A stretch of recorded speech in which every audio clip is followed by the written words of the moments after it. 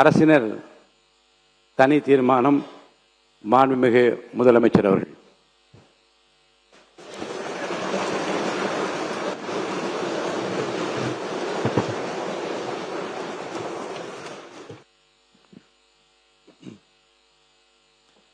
மாண்புமிகு பேரவைத் தலைவர் அவர்களே, மொழி எப்பவும் தொடர்புக்கான ஒண்ணுதான், இல்லைன்னு யாரும் மறுக்கவே முடியாது.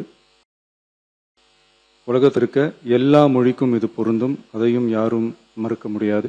ஆனால் நம்ம தமிழ் வெறும் மொழி மட்டுமல்ல, பேசினா வர்ற ஓசை மட்டுமல்ல, திரும்பவும் சொல்றேன், தமிழ் ஒரு மொழி மட்டுமில்ல, அது நம்ம உயிர், அது நம்ம உணர்வு.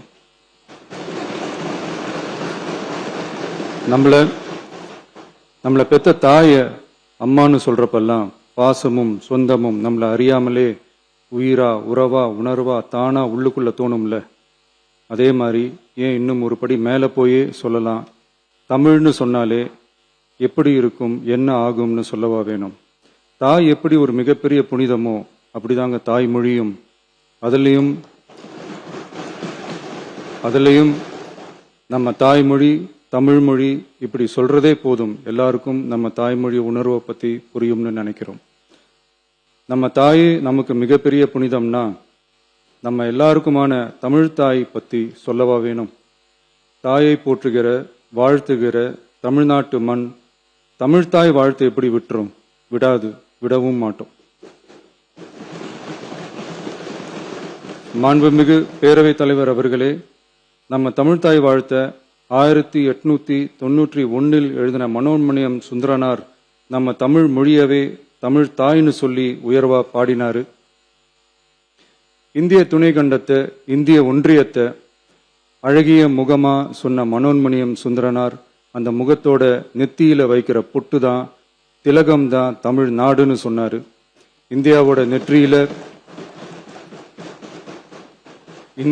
நெற்றியில இருக்கிற பொட்டு மாதிரி ஒரு வெற்றி பொட்டு தான் நம்ம தமிழ்நாடு.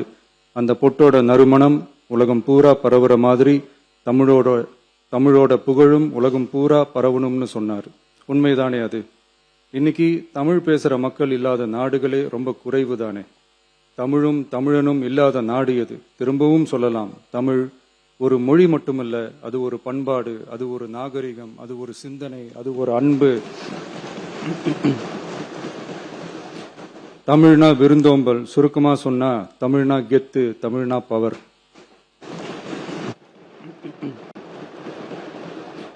தமிழ்னா விருந்தோம்பல், சுருக்கமா சொன்னா தமிழ்னா கெத்து, தமிழ்னா பவர். அந்த தமிழோட புகழ சொல்ற தமிழ்தாய் வாழ்த்துல அனைத்து உலகமும் இன்பமுறன்னு சொல்லி உலகத்தையே நம்ம தமிழ உயர்த்தி பிடிக்குதே தவிர எந்த மொழியையும் எந்த மதத்தையும் எந்த இனத்தையும் ஏன் எந்த ஒரு தனி மனுஷனை கூட தாழ்த்தி பேசல, யாரையும் கொஞ்சம் கூட காயப்படுத்தல. மாண்புமிகு பேரவைத் தலைவர் அவர்களே, நம்ம ஒவ்வொருத்தருக்கும் தனித்தனியா ஒரு பேர் இருக்கும். ஒரு கூட்டத்தில் நம்ம பேரை சொல்லி யாரும் கூப்பிட்டா நாம ஒருத்தர் மட்டும்தான் திரும்பி பார்ப்போம். ஆனா தமிழ்னு சொன்னா ஒட்டு மொத்தமா நாம எல்லாருமே திரும்பி பார்ப்போம்ல. அப்படி நம்ம எல்லாருக்கும் இருக்கிற பொது பேரு தானே அது. நமக்கு தமிழ்னு அடையாளத்தை கொடுத்ததே தமிழ் தானே. ஒரு பேரு, ஒரு சொல்லே, ஒரு மிகப்பெரிய வரலாறுனா அது நம்ம தமிழ் தான். அந்த தமிழை உயர்த்தி பிடிக்கிற தமிழை பின்னாடி தள்ளினா தமிழ்நாடு எப்படி பொறுத்திருக்கும்? ஒரு கட்சிக்கு பிரச்சனைனா சம்பந்தப்பட்ட அந்த கட்சி மட்டும்தான் போராடும். ஆனா தமிழ்னு சொன்னா ஒட்டுமொத்த தமிழ்நாடும் ஒன்னா வந்து நிற்கும். அதனாலதான் சொல்றோம், தமிழ்னா உயிர் நிற்கிற ஒண்ணு. தமிழ்ல என்ன இல்லைங்க, இலக்கணம் இலக்கியம்னு பல ஆயிரம் வருஷமா இருக்கிறது நம்ம தாய் மொழிக்குத்தானே. தொல்காப்பியம், சங்க இலக்கியம், ஏன் உலகம் முழுக்க தெரிஞ்ச திருக்குறள் ஒண்ணு போதாதா தமிழோட பெருமையை சொல்றதுக்கு? இவ்வளவு பெருமை கொண்ட தமிழ் மொழியோட ஒரு அடையாளம் தான் நம்ம தமிழ்தாய் வாழ்த்து. ஒட்டுமொத்த இந்தியாவோட பன்முகத்தன்மையை உயர்த்தி பேசுற தமிழ்தாய் வாழ்த்து நம்ம ஊர்ல, நம்ம தமிழ்நாட்டில் முதல் இடத்துல தான் இருக்கணும்.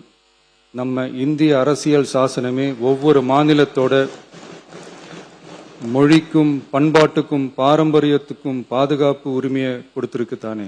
அந்த உரிமையின் அடிப்படையில் தமிழ்த்தாய் வாழ்த்துக்கு முதலிடம் கொடுத்துதானே ஆகணும்.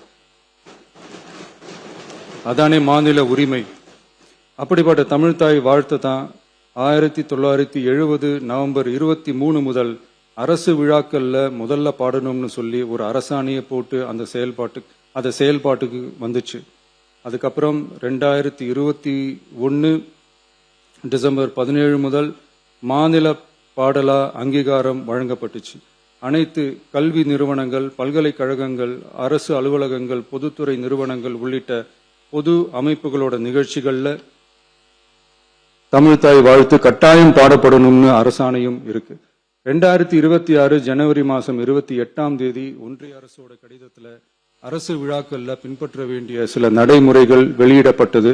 அந்த ஆணையில மாநில பாடல் பத்தி எந்த வழிமுறையும் இல்லாம இருந்துச்சு.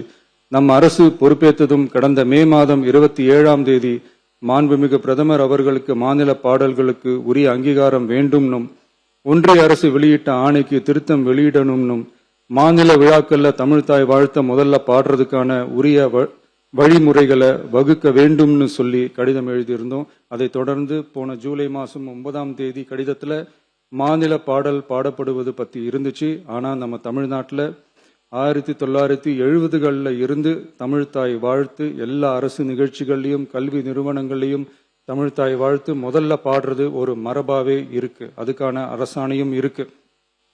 மாண்புமிகு பேரவைத் தலைவர் அவர்களே, தமிழ் நமது உயிர் மூச்சு, தமிழ் மொழி நமது அடையாளம், தமிழ் பண்பாடு நமது பெருமை. அதனால தமிழ்த்தாய் வாழ்த்தின் மரியாதையை பாதுகாப்பதில் தமிழக வெற்றிக் கழக அரசு ஒருபோதும் சமரசம் செய்யவே செய்யாது.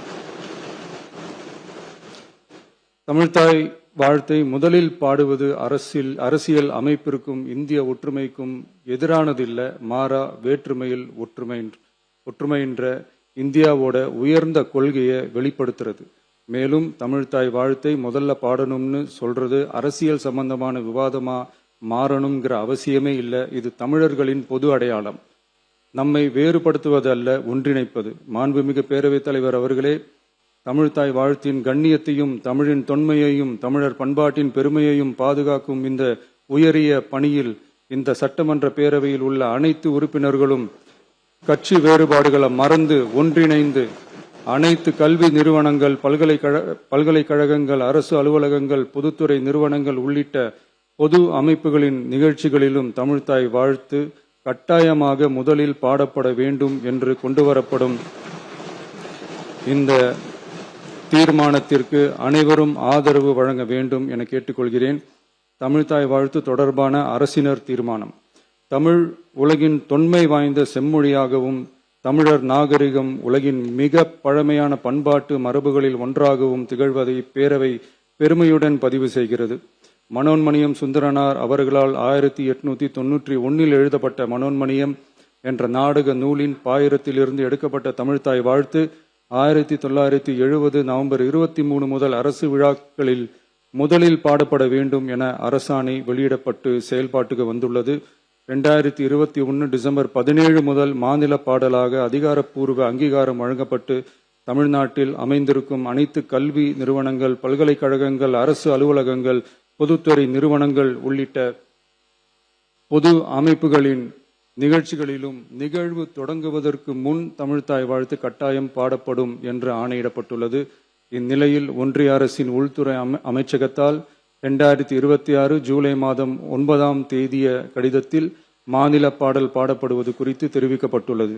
தமிழ்நாட்டில் 1970களில் இருந்து அனைத்து அரசு நிகழ்ச்சிகளிலும் கல்வி நிறுவனங்களிலும் தமிழ்த்தாய் வாழ்த்து பாடல் முதலில் பாடப்படுவது மரபு தன்மையாகவும் அரசாணைகளின் வாயிலாகவும் பின்பற்றப்பட்டு வருகிறது. ஆகவே தமிழ்த்தாய் வாழ்த்து தமிழ் மொழிக்கும் தமிழர் பண்பாட்டிற்கும் செலுத்தப்படும் மரியாதையின் வெளிப்பாடாகும் என்பதை இப்பேரவை வலியுறுத்துகிறது.